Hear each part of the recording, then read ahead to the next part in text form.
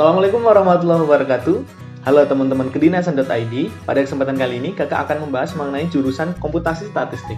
Untuk teman-teman yang berminat masuk STIS dan juga masuk ke jurusan komputasi statistik, simak videonya ya, semoga bermanfaat. Video kali ini kita akan membahas mengenai jurusan komputasi statistik. Kebetulan kakak juga alumni STIS tahun 2017 jurusan komputasi statistik. Jadi di sini nanti kakak akan bercerita tentang pengalaman kakak. Oh iya, untuk jurusan komputasi statistik ini disingkat KS ya. Lebih enak disingkat KS aja seperti itu. Nah, oke. Apa sih nanti yang akan di video ini kita bahas? Yang pertama, apa itu KS ya? Apa itu sih jurusan KS seperti itu? Kemudian yang kedua, belajar apa saja di KS? Kemudian sharing pengalaman selama menjadi mahasiswa komputasi statistik dari kakak ya, seperti itu ya. Nanti kita akan bahas dari tahun per tahun itu seperti apa. Tingkat per tingkatnya, mata kuliah yang dipelajari itu seperti apa. Oke, komputasi statistik. Nah, secara singkat ya teman-teman, kalau teman-teman bisa melihat dari judulnya ini, ya secara singkat bisa secara gampangnya lah, itu antara komputer dan statistik. Mungkin teman-teman nih bisa lihat perbedaannya, bahwa ketika pelajaran komputer di SMA itu kurang lebih misalnya seperti pengenalan perangkat komputer, kemudian pengenalan Microsoft Office, kemudian software design, dan ada juga yang sudah mencapai pengenalan pemrograman. Ini kakak untuk SMA ya secara garis besar seperti ini ya. Tapi untuk tahun 2020 kemarin bahwa STS itu juga menerima dari SMK, tapi jurusan sistem informasi seperti itu. Nah, untuk SMK kakak kurang tahu seperti apa di jurusan komputernya ya, seperti itu ya. Kemudian di statistik di SMA, itu kan rata-rata kayak mencari rata-rata, modus, median, jangkauan, kuartil, seperti itu ya. Kayak yang teman-teman sudah bisa dapatkan di, kalau nggak salah di kelas 11 seperti itu ya, ada statistik di SMA. Tapi ketika sudah di Polsat STIS, bahwa ilmu komputer yang ada di Polsat STIS itu lebih ke arah algoritma dan pemrograman, kemudian basis data, kemudian komputasi statistik, yaitu ilmu statistik yang dihitung memakai software komputer, dan teman-teman diharapkan bisa membuat software itu seperti itu. Kemudian ada sistem jaringan dan komunikasi data, kemudian ada data mining dan knowledge management seperti itu, komputer di Polsat STIS.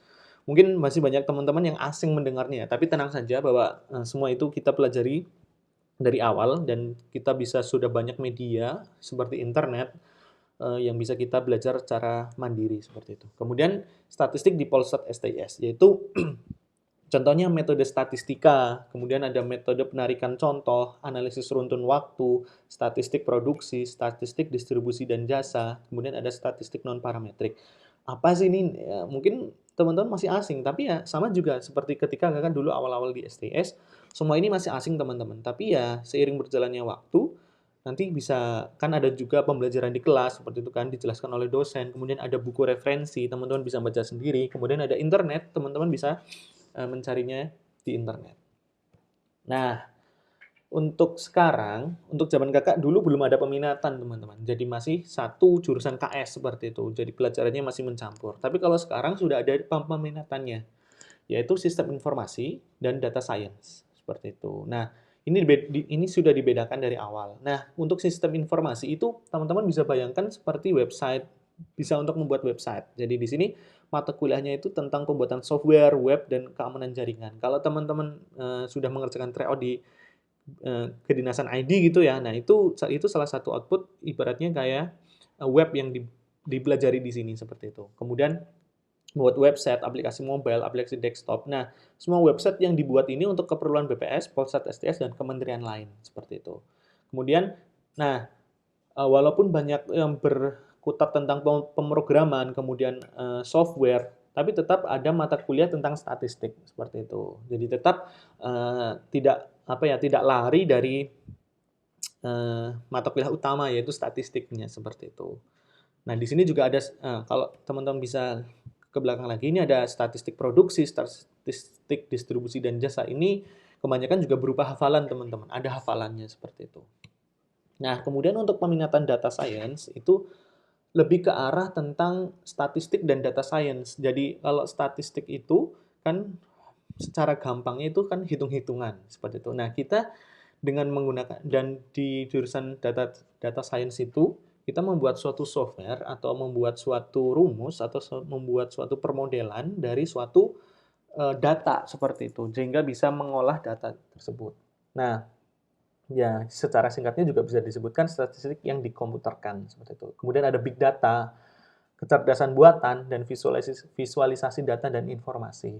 Kemudian data science ini tujuannya adalah meningkatkan kualitas data statistik pemerintahan, official statistik, baik statistik dasar yang dihasilkan oleh BPS, statistik sektoral yang dihasilkan lembaga atau kementerian, ataupun statistik khusus. Jadi di sini ke arah data science. Kalau mungkin masih banyak yang bingung ya data science seperti apa, ke arah apa. Ya intinya bermain-main dengan data, data yang besar seperti itu, bermain data atau bermain data yang besar untuk mencari informasi dari data-data itu seperti itu.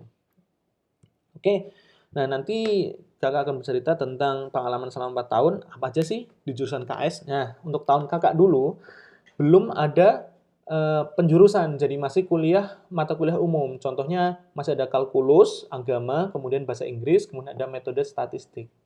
Kemudian, nah dulu beruntungnya kakak adalah masuk ke dalam UKM komputasi.net, di mana UKM komputasi.net ini UKM kegiatan mahasiswa yang bergelut di bidang IT. Jadi di situ ada sharing-sharing dari kakak tingkat yang menjelaskan tentang IT itu seperti apa. Jadi di tingkat 1 itu kakak sudah mengenal tentang pemrograman website, kemudian pemrograman desktop seperti itu. Jadi itu sudah menjadi bekal untuk kakak untuk di tingkat 2 yang sudah mulai penjurusan ke KS seperti itu. Nah, di tingkat 2 sudah masuk penjurusan, masuk komputasi statistik dan belajar tentang dasar pemrograman dan struktur data. Nah, tingkat 2 kakak sudah masuk jurusan KS karena kakak sudah belajar sebelumnya di UKM itu, jadi kakak sudah tidak asing dengan mata kuliah yang ada di kelas seperti itu. Jadi kakak sudah banyak mencoba dan sudah menghasilkan aplikasi. Itu sangat terbantu dengan adanya UKM komputasi.net. Tapi kalau yang di sini ini lebih ke arah apa ya? Ke arah formalnya gitu. Kakak mempelajari buku seperti itu. Kemudian di tingkat 3, nah di tingkat 3 ini merupakan fase atau tahun di mana kita mengimplementasikan ilmu yang kita dapatkan untuk keperluan PKL. Jadi benar-benar di sini apa ya? Pengalaman, kemudian kemampuan kemampuan itu baru benar-benar diimplementasikan di kegiatan nyata seperti itu teman-teman. Jadi ada PKL di sini, ilmu website itu dibangun berguna untuk membangun website monitoring, kemudian membangun aplikasi pengolahan data berbasis Android untuk keperluan PKL. Jadi benar-benar ilmu yang teman-teman pelajari ini selama tingkat 1, tingkat 2, tingkat 3, nah di sini diimplementasikan lah di situ. Banyak juga hal baru yang kita pelajari secara otodidak seperti itu. Jadi kita belajar dari internet, belajar dari diskusi dengan dosen-dosen seperti itu yang tidak dipelajari di kelas. Nah, di tingkat 3 ini benar-benar explore kemampuan teman-teman. Kemudian di tingkat 4, dulu sudah ada mata mengenai data science. Nah, kalau kakak kan tadi kakak sudah bilang bahwa di tingkat 4 ini kakak belum ada penjurusan. Jadi dulu tahun kakak belum ada penjurusan antara data science atau ke sistem informasi itu belum ada. Nah, di sini sudah ada mata kuliah mengenai data science dan menggunakan bahasa R. Jadi nanti untuk teman-teman yang nanti masuk ke peminatan data science, maka sehari-hari akan menggunakan namanya bahasa R seperti itu. Itu bahasa khusus untuk statistik, bahasa pemrograman untuk statistik. Kemudian di sini kakak mengerjakan skripsi, di mana kakak mengerjakan skripsi mengenai aplikasi Android, di mana sebenarnya di STS itu pada zaman kakak dulu itu pemrograman Android atau membuat aplikasi Android itu tidak ada di mata kuliah. Jadi kakak explore sendiri, tapi dasarnya sudah diajarkan. Jadi benar-benar di STS ini teman-teman nanti juga akan bisa mengeksplor diri sendiri, belajar dari banyak sumber, belajar dari banyak dosen, seperti itu. Jadi ya sangat beruntung lah seperti untuk teman-teman yang bisa masuk ke Polsat STS. Nah, kemudian ada beberapa pertanyaan yang sering ditanyakan kan mengenai jurusan komputasi statistik.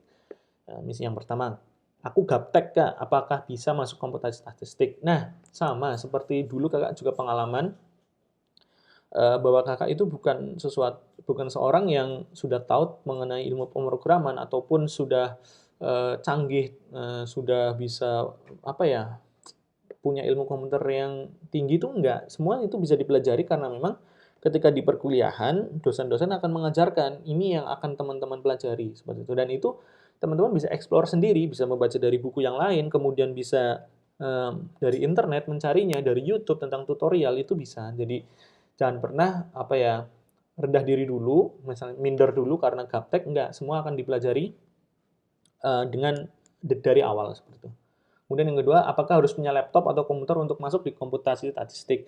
Nah, karena memang sebagian besar, ya bukan sebagian besar, hampir semuanya itu pelajaran memanfaatkan PC atau komputer, ya memang sebaiknya teman-teman harus punya sendiri, kayak gitu. Jadi, nanti semua tugas, semua pembelajaran, teman-teman mencoba mengimplementasikan ilmu itu menggunakan komputer, dan lebih baik itu menggunakan komputer sendiri, seperti itu. Kemudian di jurusan komputer statistik, lebih banyak cowok dibanding cewek. Iya, betul. Di zaman kakak itu lebih banyak cowoknya. Jadi bisa perbandingan itu bisa berapa ya? Bisa 1/6 lah. 1/6 itu berapa? Ya, jadi intinya dulu kakak ber-60, jadi satu angkatan itu ada 60 mahasiswa komputer statistik. Nah, ceweknya itu hanya 10, seperti itu. Oke? Jadi memang, tapi enggak, untuk yang tahun-tahun sekarang sudah banyak anak-anak cewek atau mahasiswi-mahasiswi juga masuk ke komputasi statistik. Jadi teman-teman jangan ragu untuk masuk ke komputasi statistik. Oke, selamat berjuang untuk teman-teman. Kakak tunggu di Polsat STIS. Ingat ya, perjuangan masuk ke Polsat STIS itu tidak mudah karena harus mengalahkan puluhan ribu dari pesaing teman-teman. Jadi jangan sampai teman-teman itu terlena, teman-teman itu menganggap enteng bahwa masuk STIS itu mudah, ya semua harus dipersiapkan. Jadi siapa yang akan bisa lulus adalah yang bisa mempersiapkan itu lebih baik, seperti itu. Oke, tetap semangat, selamat berjuang. Kita tunggu di Polsat STIS. Nah, seperti itulah pembahasan mengenai jurusan komputasi statistik. Itu berdasarkan dari pengalaman kakak yang selama 4 tahun kuliah di Polsat STIS jurusan komputasi statistik. Untuk video lain mengenai jurusan statistika peminatan ekonomi dan statistika peminatan kependudukan, kakak akan share videonya juga. Ditunggu videonya ya. Assalamualaikum warahmatullahi wabarakatuh.